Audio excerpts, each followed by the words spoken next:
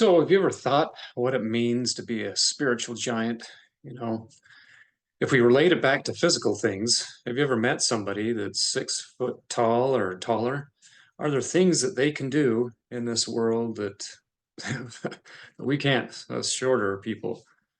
Um, I know when it comes to mountaineering and climbing, absolutely there are things. If you've got the right body type and you're 6 foot and you're slender and your ratio of strength to body weight is high, you can reach for that next handhold, where someone of average height or strength would have to take two or three intermediate steps to get to the same point. So, absolutely, it makes a big difference, that spiritual height and physical height. How much, basically, if you define someone's spiritual height by the evidence it takes to the action that they are willing to take, I think you're on the right path. So, faith is your ratio of evidence to action. Now, how much evidence does it take before you take an action? There's a lot of examples from history.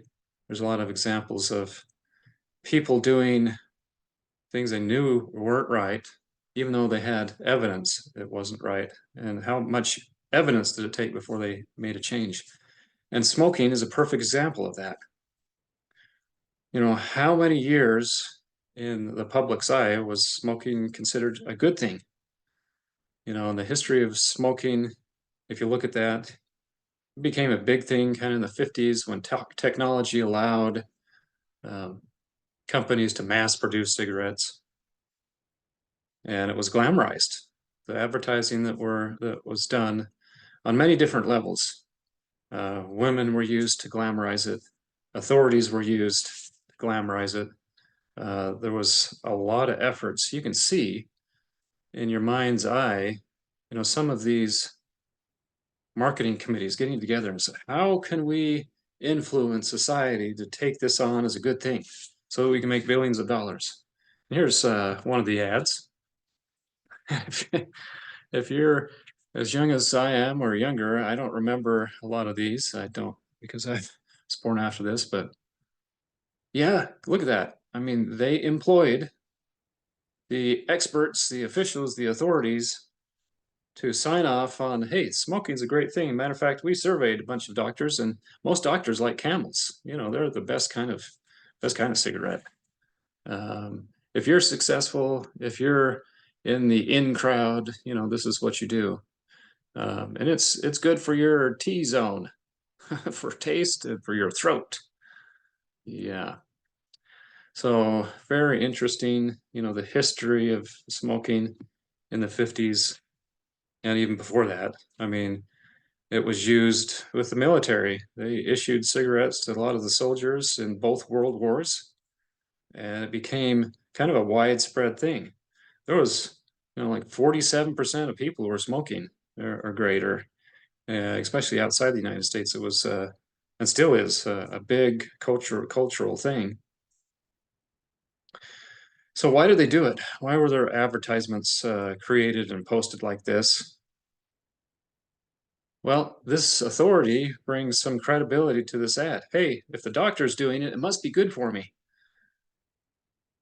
But take a minute to think. God gave you a brain for a reason. Of course, the reason they did this was to increase marketing, increase sales, increase profits, and they don't care if it kills you as long as it makes them rich. They're not using this stuff. So if you apply that same philosophy, is that still happening today? Do we have authorities that come out? So authorities that are paid by companies to say things that aren't right? Does that happen today? How many experts in the past told you a certain medical procedure, a shot, was safe and effective? What was their motivation? How much did they make from that? Should you trust these people going forward? So, of course, companies still use this ploy in selling things to you. But if we go back to the example of smoking and how people acted, let's say when this was a big thing and there was a big push and society's all over it, like, hey, if you're in the in crowd, this is the popular thing to do. If you want to be popular, this is the thing to do. What if you had a friend kind of in the middle of that say to you, a friend that you trusted, say, you know what? I tried it. It was bad news. I gave it up. My health increased. Don't do it. Is that the level of evidence that you need to take action? My friend said it. I trusted him. He's in great shape. I'm not going to do it. Well, for a lot of people, that's not enough. Well, I want to experience myself. So another level. I need more evidence. I tried it myself. It made me sick. Never did it again. Well, for some people, hey, I like the nicotine. That wasn't enough. Then more evidence, more evidence, more. I had a friend die of lung cancer. Well, then I decided, and the doctors told him it was probably because of his smoking. Well, for some people, that's not enough evidence. That's not going to happen to me. He had other issues. Well, more evidence. What if you got lung cancer and the doctors told you specifically it was because of your smoking? Well, okay, then I'll take action. So start from the lowest level up to the highest. Where do you think you rate yourself?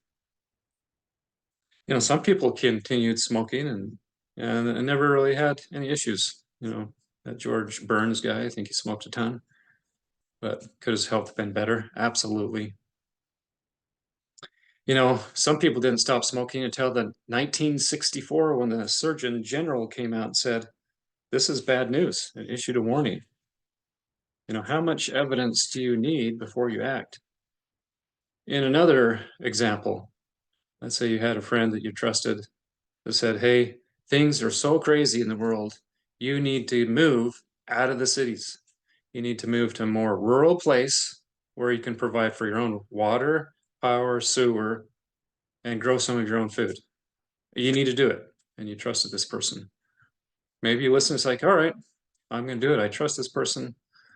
But how many people would do that? Well, they'd say, I have a good job here.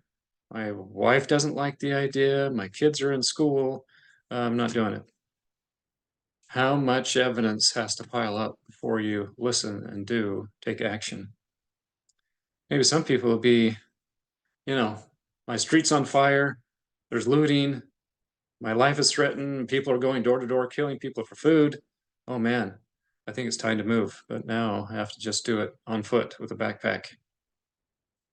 So those different levels, the Lord gives us evidences, starting with the very smallest, to follow. Let's kind of go through some of that thinking about the two different ways of thinking of something. And yeah, how does a spiritual giant, how do they take action? Yeah, with a little evidence, they'll take the steps. And sometimes they're huge steps. If you're just a spiritually average dude, it's the opposite. It takes huge evidence to take a little step. The neighborhood's on fire. Well, it's time to probably move. A spiritual giant would be someone that seeks out and listens to people with greater wisdom. An average guy would be like, I seek out people that only agree with my point of view. That's probably not you, I hope. Maybe a spiritual giant would be listening to people based on the value of their content. Or the average guy would be like, I only listen to people with the status and the authority. I only get it from a certain news station. Spiritual giants constantly looking for greater truth to improve their lives. Where an average guy might be looking for only ideas that support their current beliefs. The spiritual giant might realize truth can be found anywhere and in everything. Everything testifies of Christ. And again, the other guy might think, oh, truth only comes from the experts, the people that have the position. A spiritual giant understands their own ignorance and lack of wisdom, that most of their understanding is either incorrect or incomplete. The average guy is like, I can tell you how smart I am. Here, come and listen to me. They're a closed book.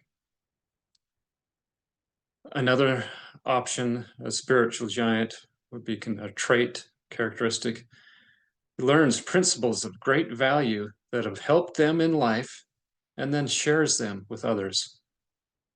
Someone on the other side of the spectrum might be like, hey, if I learn this stuff and it's an advantage to me, I'm not going to share it because they'll have the same thing as me and maybe even use it to get ahead of me.